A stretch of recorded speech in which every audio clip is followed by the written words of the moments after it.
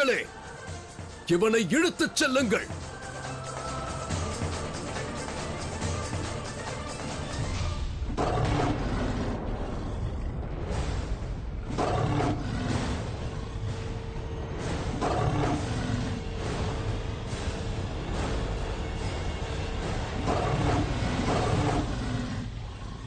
பொறுமை கொண்டிருங்கள்.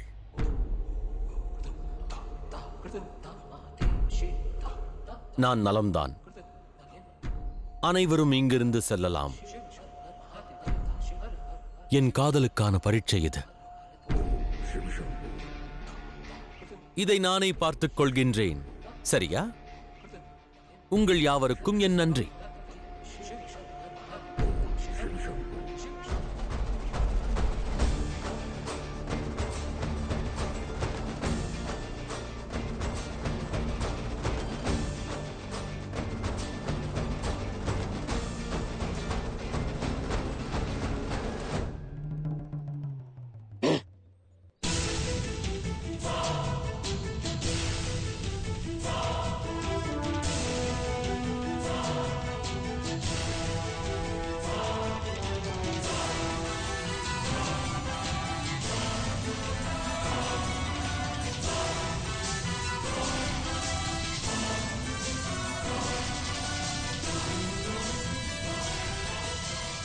நாராயணா, நிபந்தனைப்படி தேவி மீனாட்சி இப்பொழுது வாயுவை விவாகம் செய்து கொள்ள வேண்டிய அவசியம் உள்ளது. இது விதியின் விளையாட்டு கணேசா.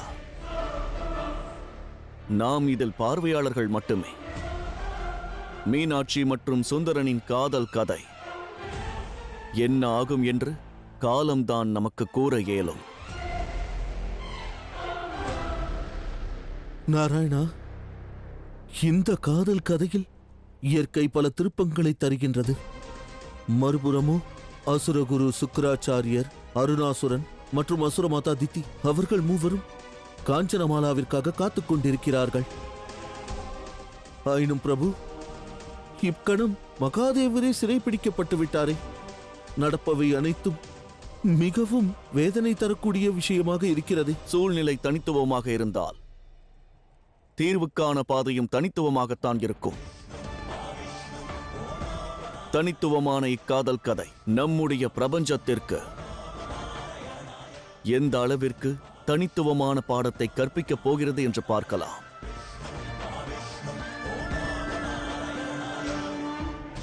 அசுர அரசே அருணாசுரரே, இதை பார்த்தீர்களா? மீனாட்சியிடம் தவறாக நடந்து கொண்ட சுந்தரனை பிடித்து விட்டேன்.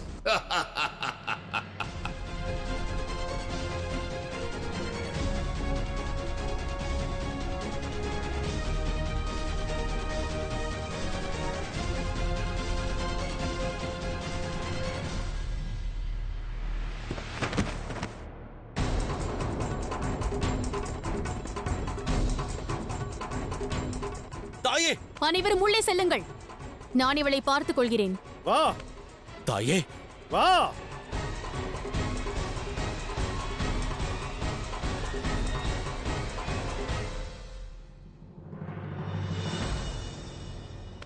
என்னாயிற்று? மரண பயத்தில் மயங்கி விட்டாயா? காஞ்சனமாலா, செல்லுங்கள், நீர் எடுத்து வாருங்கள். சரி இளவரசி. ராஜகுமாரி, மகாகாலனின் பக்திக்கு காலனை கண்டு அச்சம் இல்லை. நான் மயங்கி விழவில்லை. நான் தனிமையில் தங்களிடம் உரையாட விரும்பினேன், அவ்வளவுதான். தனிமையில் என்ன உரையாட விரும்புகிறாய்?